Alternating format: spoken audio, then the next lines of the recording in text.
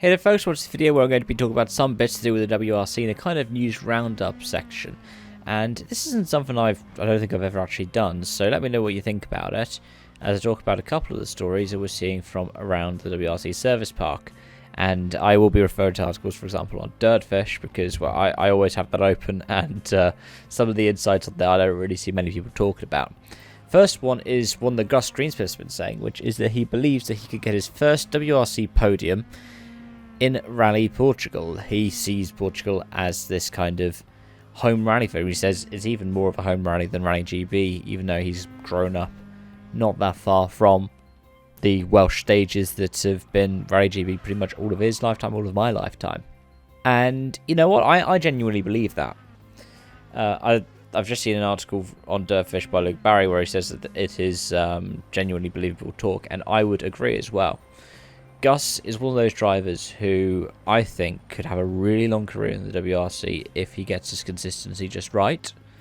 I mean, if you look at his performances this season, they have been brilliant.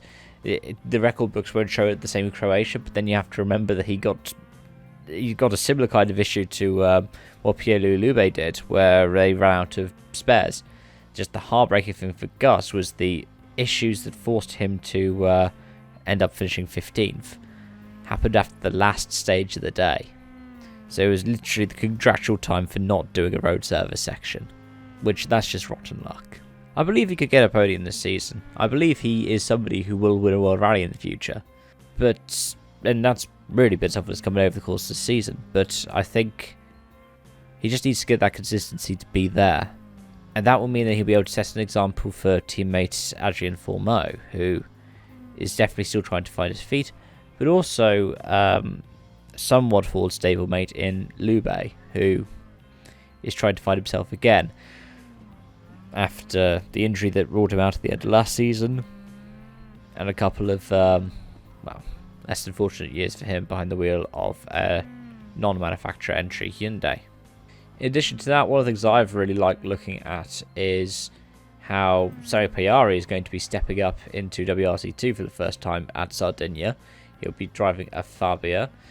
It's actually entered by TalkSport as well, who are entering all the Fabias at the moment.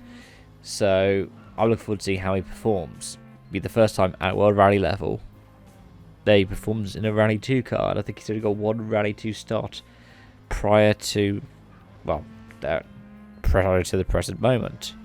And here's another one. This one goes a bit further back.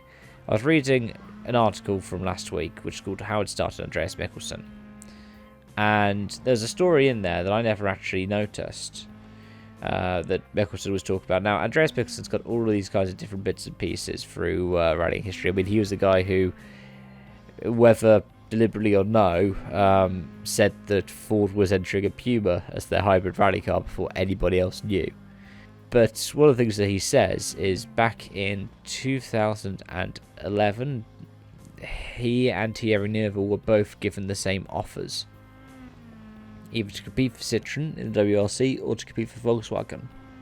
Now, the Volkswagen one was going to be a 2-year project with 1 year on the sidelines, driving S2000 machinery before stepping up with 2013 with a new team and a new car, whereas the Citroën one was going to be getting right into the heat of it in the WRC. And what Mikkelsen said was he suggested to Thierry that Thierry take the Citroën one due to his PSA connections, because he'd been competing for Peugeot, and then Andreas using his Skoda connections to connect himself up to VW. Which, well, I presume there's truth to it. Mikkelsen's always been coming across as this really honest guy, and him and Thierry have always seemed to have this good relationship. I mean, they were teammates at Hyundai in the end. But yeah, it was interesting to see that they seemingly made this decision, the pair of them. And it makes you wonder what would happen if things went differently in 2011 and 2012. I'll tell you what, I don't think it would have changed who was champion, but I do think that each of them would have slightly different win tallies next to their name. But anyways, let me know your thoughts in the comment section down below. Thank you so much for watching, and I hope to see you again soon. Bye for now.